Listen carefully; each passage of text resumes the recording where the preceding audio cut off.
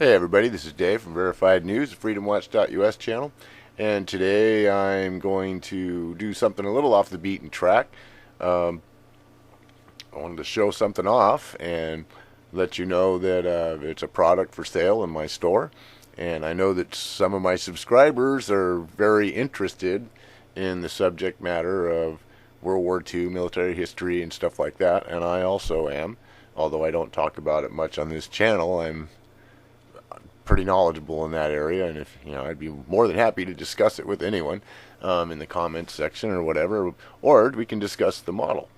Now, this is a model of a Graf Spee, which is a pocket battleship. Now, in pre-World War II, there were tonnage limits and armaments limits on German ships. So what they did was they designed what was called a pocket battleship, and this was a basically it was a fast overgun battle cruiser, and the idea was it was a commerce raider. It was designed to run from anything that could outgun it and outgun anything that couldn't run from. So it had big guns, not much armor, big long range guns, not much armor, and a lot of speed. And so the Graf Spee was one of these pocket battleships, panzerschiff in German, and it actually did break out during the war and was operating openly in the southern Atlantic and got trapped in Montevideo, I think it is, the Battle of the River Plate, and the captain ended up scuttling it.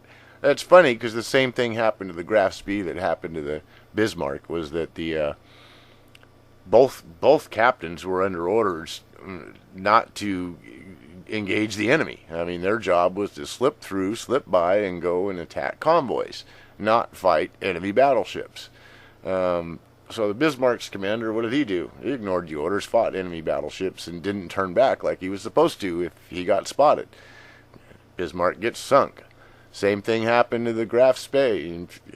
The captain engaged enemy ships and ended up withdrawing to a neutral port and got trapped there and ended up scuttling the ship. So that was the ignominious end of the Graf Spee. But the Graf Spee was a successful commerce raider, and it did its demise was related to combat. In other words, the ship fought and it got sunk indirectly because it got trapped, and the captain scuttled it rather than have it fall into enemy hands. The whole reason they had to scuttle it was because he didn't obey orders, and same thing with the Bismarck's captain. So two beautiful ships sunk because people didn't follow orders. Not that I'm rooting for the Germans, actually. As a historian, I don't really root for either side. I just kind of analyze things and from a military perspective. You've got a commerce raider. His job is to raid commerce and to run from battle. And this is the specific design function of the Graf Spee and the operational orders for the Bismarck. So both ships were ordered not to engage, and they both did, and they both got sunk. So it's orders from high command were logical, and these commanders didn't follow them. And well, anyway, enough. That I just wanted to. I don't know. That just came up. I didn't mean to get off into the history lesson about the Graf Spee and the mistakes that were made both with the Graf Spee and the Bismarck, which were pretty much exactly the same and resulted in the same result. And but this is about a model I built of the Graf Spee, and the box is shown here. If you see this model for sale in that box, I can assure you it's an extremely high quality kit with gazillions of parts. Well, 318, but stuck on a 10.5-inch model. That's a gazillion parts. Trust me, it takes forever to build this sucker. This model was different than most models I built in that I have like 5 of these kits. I got a bunch of them in a lot, and so I have one for sale that's pre-painted. And to paint them, I do a dry brush black. I do a thin black base coat, thin it down, and black over all the parts, right? And then I come back with this particular color is Model Master Aggressor Gray, and I really like it for ships. It's a little bit light if you don't do it over a black coat, so keep that in mind. If you're just going to wet brush it, you probably want to put a couple of drops of black in it to darken it up. But just slightly darkened aggressor gray I really like for ships. Now to do the second coat, you got the black on, and then you take your brush, get some paint on it, and then you get all the paint off. What I usually do is I go to an area that doesn't have any detail, and those areas will get wet brushed. So I take my fresh brush out of the bottle and start painting the hull until the paint stops flowing. And once the paint stops flowing, I might do a couple more strokes on the hull just to get rid of any extraneous paint that's still flowing up or higher on the brush or whatever.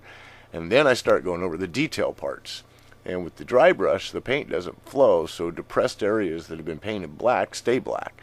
And raised areas get more paint because the paint's coming off based on friction, not on flow. And you just whisk your brush back and forth on those parts until you get a nice coat. Well, it's going to take 3 or 4 coats. You get it covered in the first coat, and you'll still be able to see the black through it. It's kind of transparent. You have to keep working on it until you get a nice coat of paint on it. You can tell when you do. My camera sucks, so the pictures of this pre-painted kit aren't great. You can't see. If you look close, you can tell where the detail is, but you can't really see all the effect of the dry brush. Clearly, you can tell it's there. Sorry, my camera's like cheapest I could get when I started my eBay store, so I've never been able to afford to buy a better one. So, considering my eBay store was started out of desperation, and it worked. That's all I can say. It's worked for 7 years now, but I've been unable to replace stock, so I build models for sale now, and this is really grueling. I mean, competing with Chinese labor is like, oh my God, But the one area that pre-assembled, die-cast, ready for display models are not produced in any kind of great selection is ships. Particularly 1/700 scale is what I build. One of the reasons I build them is because there's, a large 1/700 scale ship is about 16 inches, and getting into models larger than 16 inches gets into difficulty of shipping them. I don't really like painting large, wide open surfaces, which is why I don't do airplanes much. Hulls are okay. Anyway, the point being is that ships are a niche, and I've built ships and sold them on eBay. I've sold every model I've built so far, so that's pretty good, But anyway, this model was dry brushed over a black base coat while the parts were still on the trees. And now that was an experiment because I've never 100% painted a model while it was still on the tree before. In fact, I rarely ever paint parts unless they're super tiny while they're on the trees. The reason I did it was because I needed products for sale, and I figured somebody might want a pre-painted kit that they could just glue together. And of course, you need a lot of touch-up afterwards because where the parts come off the trees are still got those white spots all over the place, and the touch-up actually wasn't as hard as I thought it would be. It only took me about 10 minutes. I call it a half hour probably to do all the touch-up I needed to do to get rid of all the white spots left over from the key where the parts came off the trees. All right, so enough of all that. Let's get to the build. The experiment, I decided to build one of these pre-painted kits to see if it was actually easier to build it this way or build it the other way. Now, the positives, it is easier to put together. Absolutely. With all the parts pre-painted, the construction time is reduced significantly. However, it takes a lot of time to pre-paint the model. I mean, about 7 hours. So 7